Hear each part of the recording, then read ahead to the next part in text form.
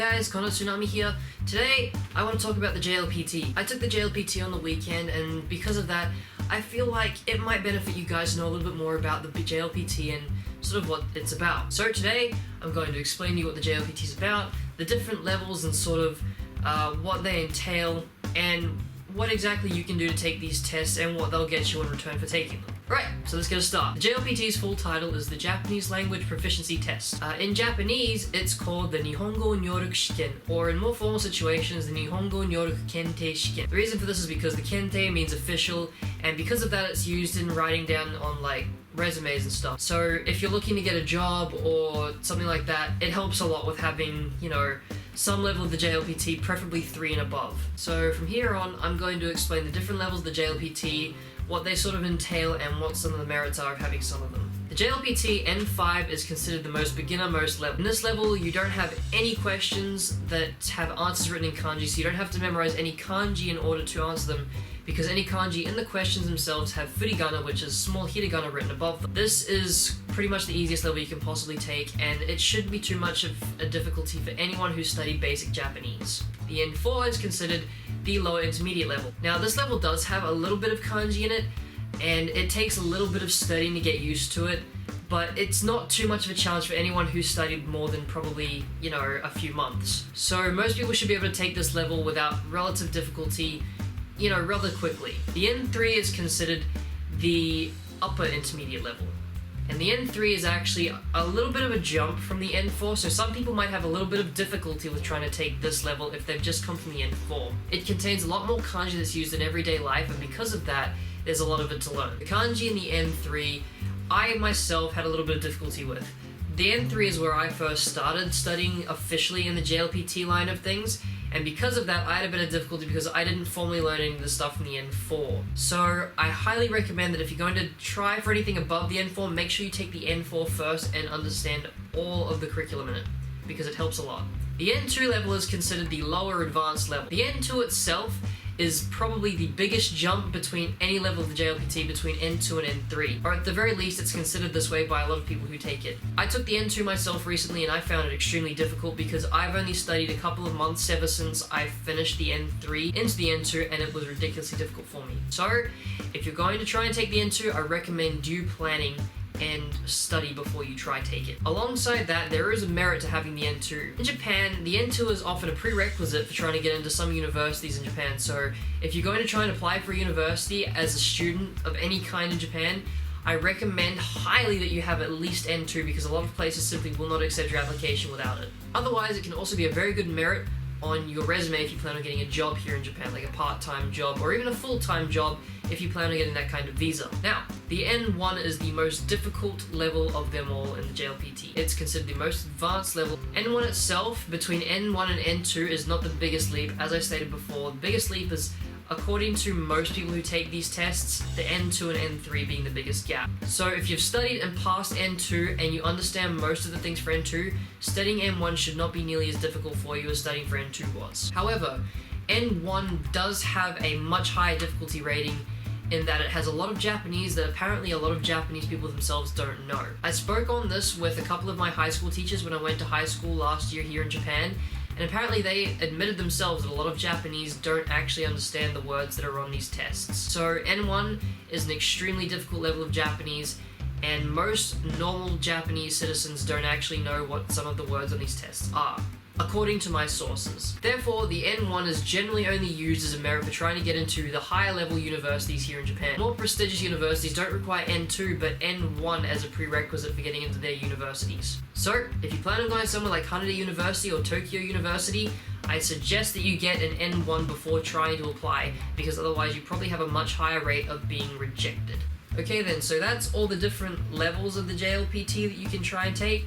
Now I'll move more on to how you can apply for them, where you can take them. The JLPT is applied for online on their website, which I will link down below. It's held twice a year, once in July and once in December. However, this appears that it can vary depending on where you live, and you may want to look into this yourself. First of all, you need to make an account. Once you've made the account, you use this account to apply for the test. Now, I'm not sure how this works outside of Japan, and I'm sure that there would be probably some simple sort of process, such as you apply, they'll send you a mail, like snail mail, you receive it, then once you've applied for it, you simply maybe sign a paper and send it back or something along those lines. Because I've only ever applied for in Japan, I don't actually have that information myself. So I implore you, if you plan on trying to take it from overseas, you look all these details up beforehand. In Japan, however, the process is rather simple. First of all, you apply online at the website. Then, once you've entered your details, there's simply a button on the area where it's marking when the next test is that says you want to apply for this test. Then it will pretty much give you a number. This number is used at a terminal that you can find at most convenience stores. At the convenience store, you enter the number into the terminal,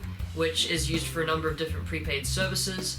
And then once you've inserted this number, it will print your receipt. You pay this receipt at the konbini, and then once you've paid the receipt, you will receive a card later on in the year closer to when the tests are going to occur. This card is absolutely necessary for taking the test, and I believe you most likely receive one overseas as well. This card is used as your identification and carries an identification number on it that's extremely important for you to get into the test. That is because it carries your number as to what participant number you are. That number will be listed on your desk when you walk into the room that you're going to take the test in. So you definitely require this card and absolutely must not lose it, or you will lose the right to take the test. Essentially, once you've got that card, you just need to wait until the test. It will say on the card where you need to go to take the test. Some people overseas may actually have to travel to different states and, in some instances, possibly even countries. And I specifically mentioned this between most likely somewhere like Australia and New Zealand, where New Zealand's a very small place. Some New Zealanders may have to go to Australia in order to take it. So yes, there probably will be some travel fees included in having to take this test. So if you're planning on taking it and you're overseas, please be aware of this. The cost for the test in Japan is $50 or 5,000 yen, so I imagine that overseas it's probably a very similar amount. So bear in mind that it may be a little bit costly for you to take the test sometimes as well.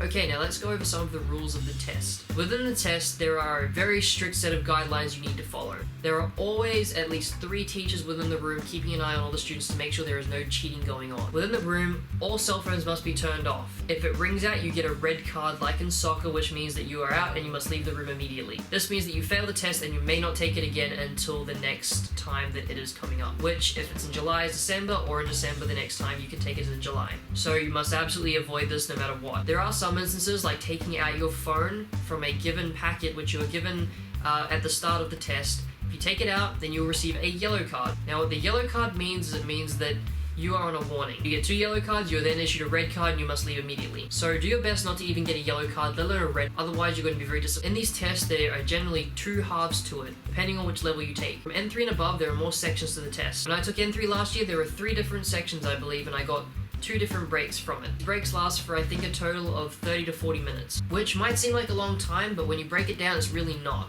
I don't actually recall in N3 what the different sections were, but it's generally broken up into vocabulary, grammar, kanji, and reading comprehension as one half, and then listening as the other half. That's how it was in N2 this year at least, and I remember it was around about the same thing last year when I took N3 as well. First half lasts about 2 hours, and the second half lasts about 50 minutes. So yes, the part where you have all the written stuff to do takes a much, much longer time than the second half. So be aware that you are in for a very, very long test that takes about 3 hours to complete just sitting in it. That's not including the time you actually have to sit down and listen to all the protocol that you have explained to you in the test, as well as actually having your break time. All in all, the test takes about 4 to 5 hours to complete completely, from when you walk in to when you leave. So yes, it will probably be a little bit tiring for a lot of people. Finally, once you've taken the test, you won't receive your results for at least another 2 to 3 months after the test has been taken. Last year, when I completed in December, I didn't get my results back until February. Apparently this year, after taking it in July, I won't be receiving it back until September. So you have a very long wait between actually having taken the test and getting your results back. So if you plan on applying for a university in Japan after having taken the N2 in July, if you fail that and it's a prerequisite, you won't actually be able to apply until the next year. So be very, very aware of that it takes a bit of time to actually get your result back. Otherwise, if you got it back sooner, you would probably be able to realize whether or not you're going to be capable of going to that university or whether it was worth applying for. So it can kind of screw you over a little bit, but you have to be prepared for that. So I think I've covered most of the basic details that regard this test. If you have any questions, please leave them in the comment section below and I'll answer them as best as I possibly can. Well, that's pretty much all I've got for you today, guys. I hope you enjoyed the video and I hope it was informative for you if you ever plan on taking this test. So for now, this is ConnorTsunami, signing off.